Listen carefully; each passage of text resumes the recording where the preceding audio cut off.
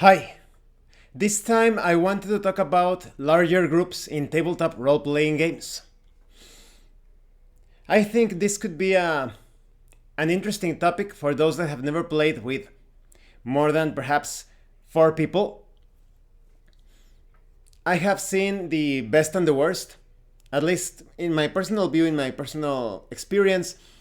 I think that I have a good appraisal of the benefits and the potential disadvantages of such groups. When it comes to one of the best sessions that I have ever run, happened with 6 people, and one of the worst happened with 8. So I did notice a few things, although it's important to consider that those 8 people were pretty disastrous. That is, they were bad people actually. And that's a story for another time. Maybe I'll make a horror story one time talking about that. A horror RPG story mentioning that particular experience. But okay, moving on to the best of cases.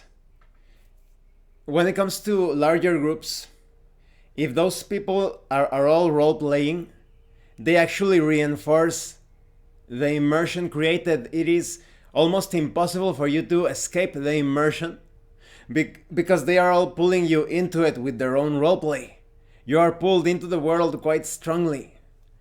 You know how this is typical of, for example, those that study how to manipulate or control others through the masses, through larger groups. The influence of having many peers around you or colleagues or whatever pushing towards a particular goal, a particular goal. They have a great influence, almost like a psychic influence upon you, and it takes a very strong individual to break free from that. But because you are enjoying the tabletop RPG, you allow yourself to be pulled by the group into that experience. So imagine you have 6 players and the game master. You are playing things and everyone is like exerting that draw, that pull into the role play, into the world. So you're kind of like, you want to let go.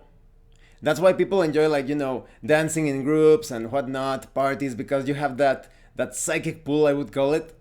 So when it comes to larger groups, the role play is practiced in such a way that immersion is all powerful at that moment. It is impossible to escape from the game world. So it is amazing. But there are some cons to this. If you have larger groups, and you can see this in some actual plays that are quite disastrous, you have so many players and they are all like doing their own things, making jokes, almost falling asleep on their seat. Because if you have larger groups, sometimes a couple of those players are just in it for the ride. They just fall asleep and they just wake up to roll dice every now and then. And they keep on doing their dreaming or whatever, picking their nose, who knows.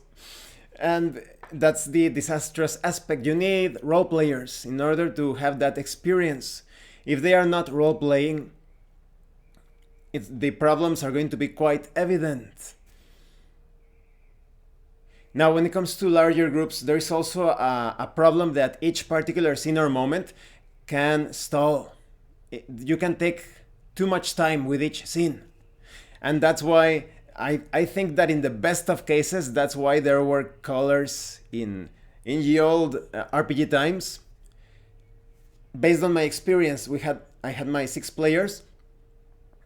With each scene, each one was describing their actions. It takes so long.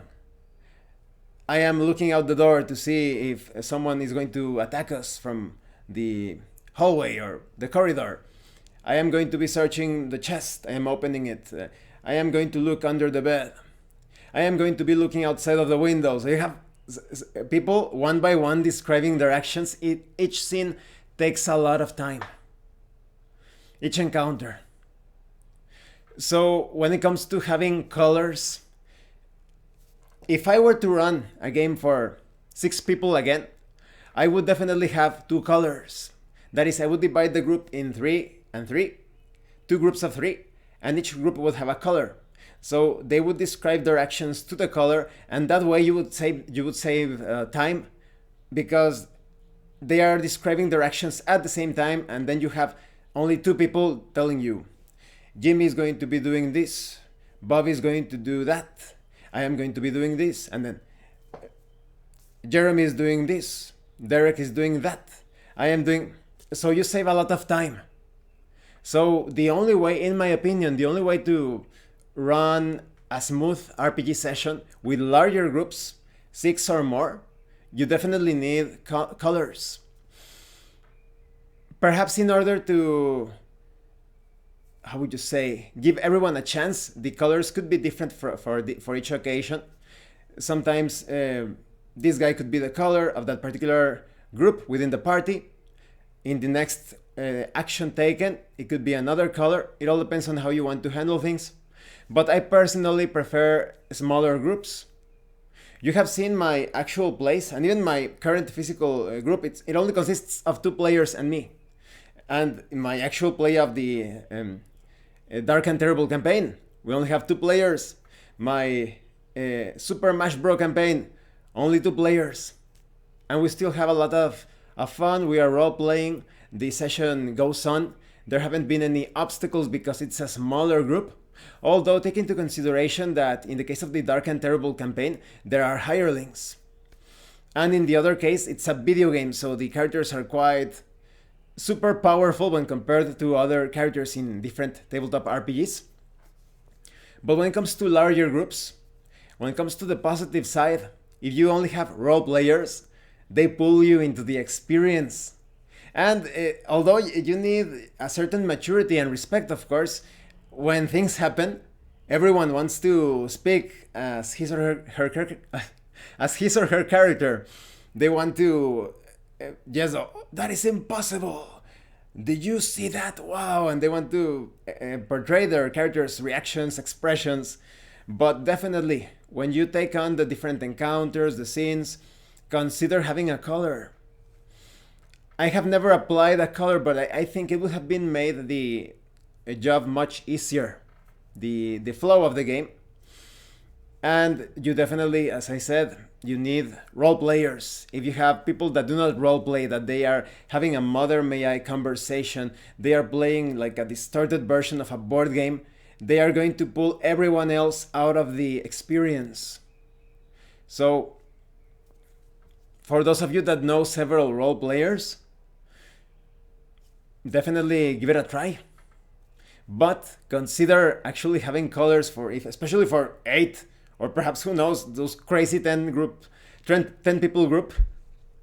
Consider having like colors so that you don't have to, my character is doing this, my character is doing this, my character is doing this, my character, and you go through 8 people, and the next scene, my character is good.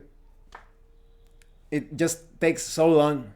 But if you have like 2 people, then you only have to listen to the descriptions of 2 people, and you also need to consider that it could be quite taxing on the game master if you are not using miniatures or a map or a grid for you to keep track of everyone else's actions and position.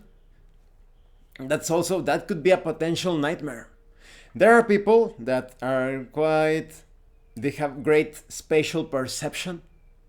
When it comes to when my players comment something on my games, they actually highlight that, oh, you have great spatial perception. It could be a compliment. Maybe they are overestimating my capacity, but they're always telling me, you always remember where everyone is, and you're always painting this clear picture of the positioning of the objects, the characters. So maybe someone is watching this video and has like an advantage when it comes to the spatial perception. Maybe you will find it even easier to run games with larger groups. Well, thank you for watching my videos. As always, I would love to know your comments. What is the largest group that you have had as a game master? Or maybe as a player character, did you ever participate in a session with a large group? Was it a positive or a negative experience? Was it pure chaos, or everyone was role-playing and the experience was so much better for it? Let me know in the comment section, please. And thank you for your likes and your comments as always. If you have any questions or comments about anything, please let me know. And thank you so much to those of you that are going the extra mile to support the channel. If anyone else wishes to further support the channel, the information on how to do that will be in the description below. And remember, it is better to roleplay and fail in character than not to roleplay and fail as a player. Once again, thank you, and see you later.